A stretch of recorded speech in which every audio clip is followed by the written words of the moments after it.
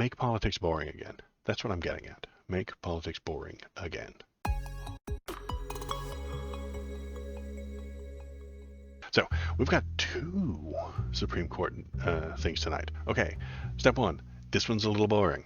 I promise. It's boring but worth it. Well, maybe not worth it, but it's boring but important.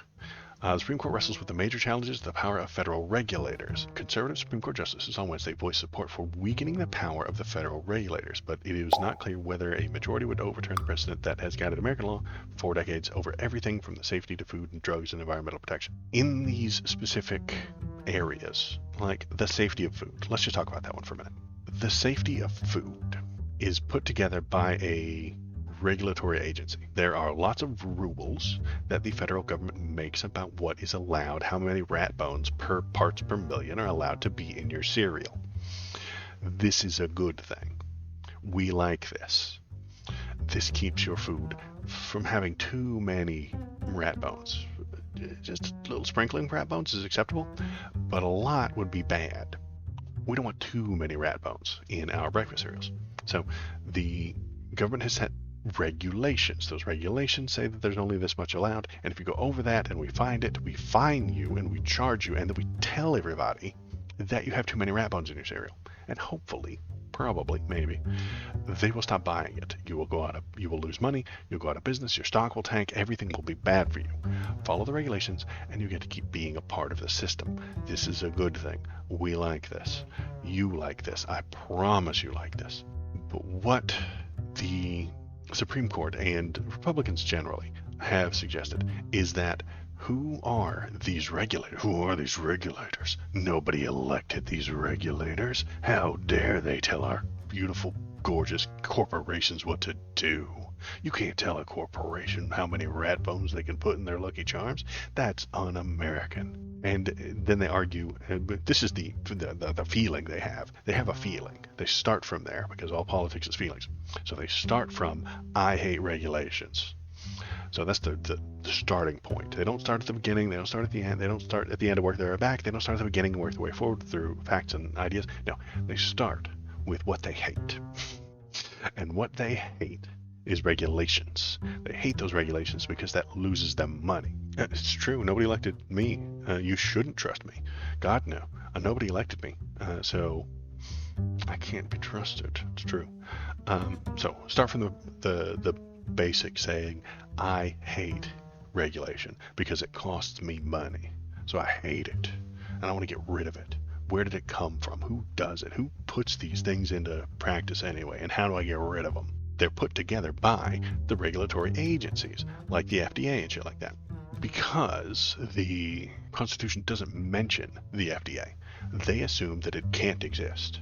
From a very dumb right-wing conservative stance, they say because the Constitution doesn't mention the FDA, you're not allowed to have one.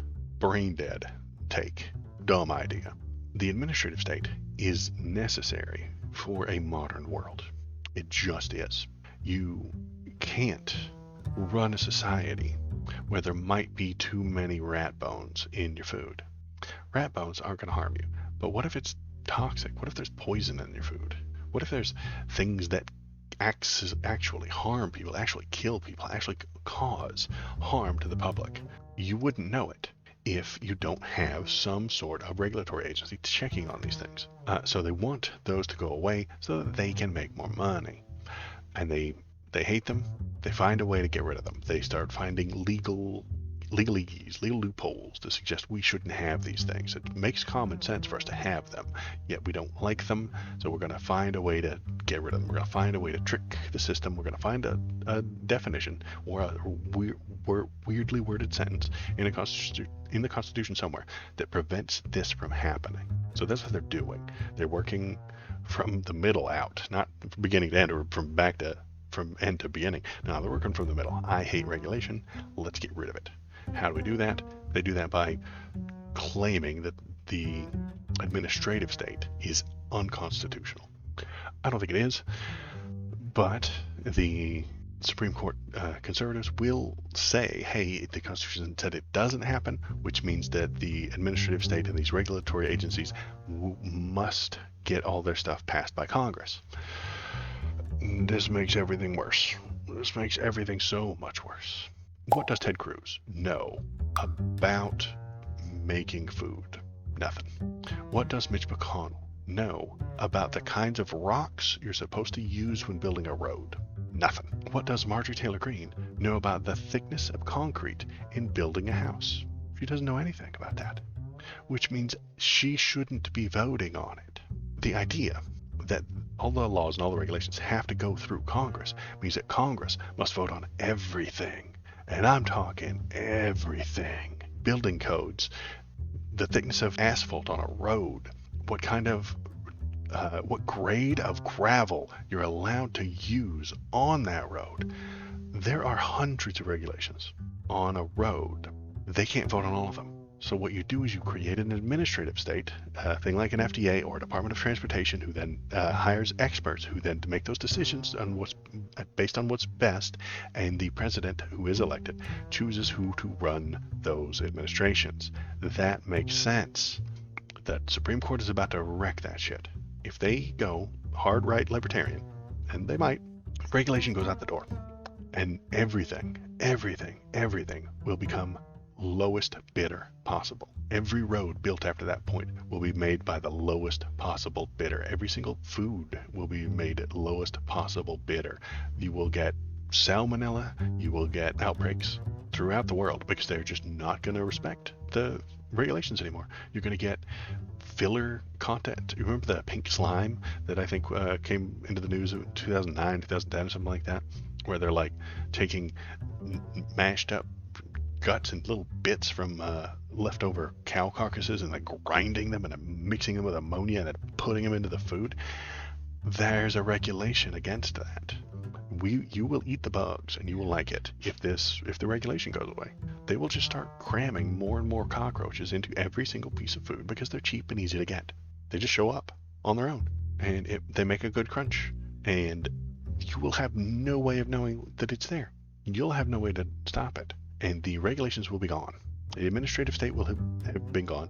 And then when something really massive happens, like a giant listeria outbreak or something like that, then Congress, in their infinite wisdom, will have to, one, find out about it through TikTok or Twitter, honestly, because that's all they care about. Then they will have to look at it, put together some giant overarching bill about what you can and can't do in every single situation within the country, and they'll argue about it and scream about it for 6 months, and then they'll pass nothing, and then we'll just keep getting more and more E. coli outbreaks. It'll be great. Let's see what the thing has to say here. Billions of dollars are potentially at stake, and there's the important part. That's why this is a big deal. Billions of dollars are at stake. In front of the court that, like the rest of the federal judiciary, was remade during Donald Trump's presidency by conservative interests that were motivated as much by weakening the regulatory state as social issues, including abortion. Weakening the regulatory state because they want to save a few dollars on every single loaf of bread that they make. And the court has heard 3.5 hours of arguments. Great. Gorsuch noted that some judges invoke the Chevron doctrine frequently, while others not at all. Shouldn't that be a clue that something needs to be fixed here? The reality of how this works is that Chevron itself ushers in shocks to the system every 4 to 8 years whenever a new administration comes in. That's not a bug, Kavanaugh. Brett Boofing Kavanaugh says he's unhappy that there's a shock to the system every 4 to 8 years when a new administration comes in. Boss, that's part of the point.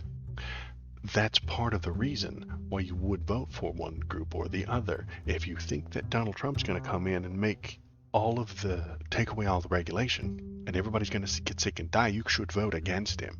This is why he should be running on those policies, on those plans, on those ideas, on how he wants to change the regulatory state. How the ideas he's going to push forward for the FDA ought to be something we should talk about, think about, and discuss. But instead, I'm watching him not limp down a hallway. We're discussing whether or not Joe Brandon is too old. What plans does Joe Biden have for the FDA? I would rather talk about that.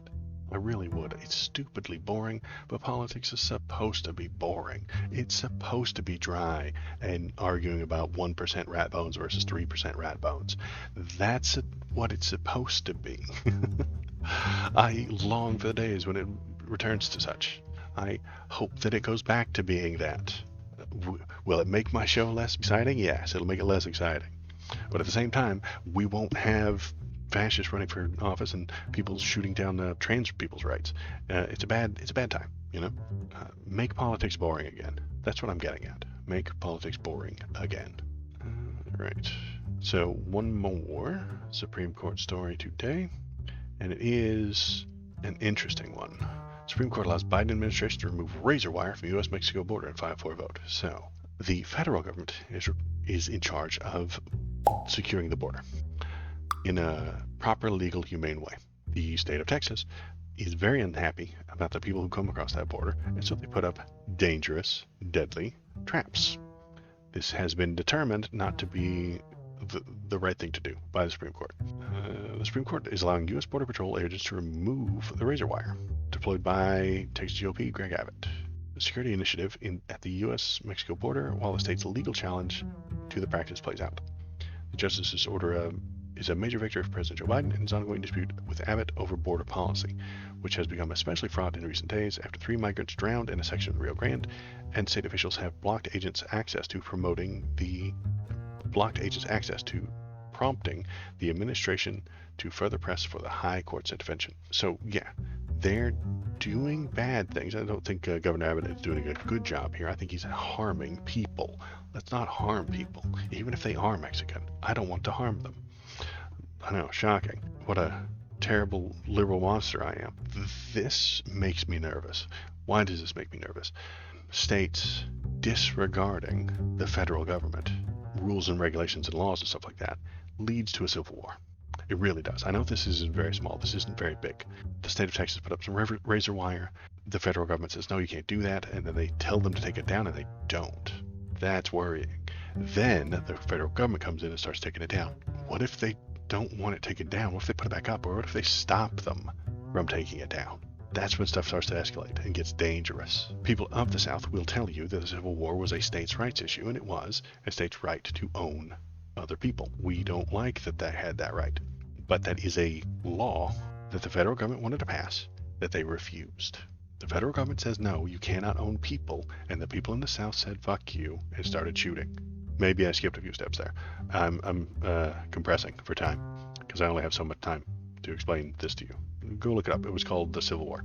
When the federal government starts telling them what to do, and they start refusing, things get dicey, things get dangerous, things get scary. And that is something that I'm going to watch and be worried about for the next few months. I'm going to keep my eye on that, and hopefully things don't spiral out of control. Oh, hi. Thanks for watching all the way to the end of the video. The algorithm loves it when you watch it all the way to the end of the video. If you want to keep the algorithm happy, and I know you do, press the subscribe button, press the thumbs up button, leave a comment, tell me what you're thinking, tell me what you're feeling, and let's all keep that algorithm happy. Thanks. Have a good day.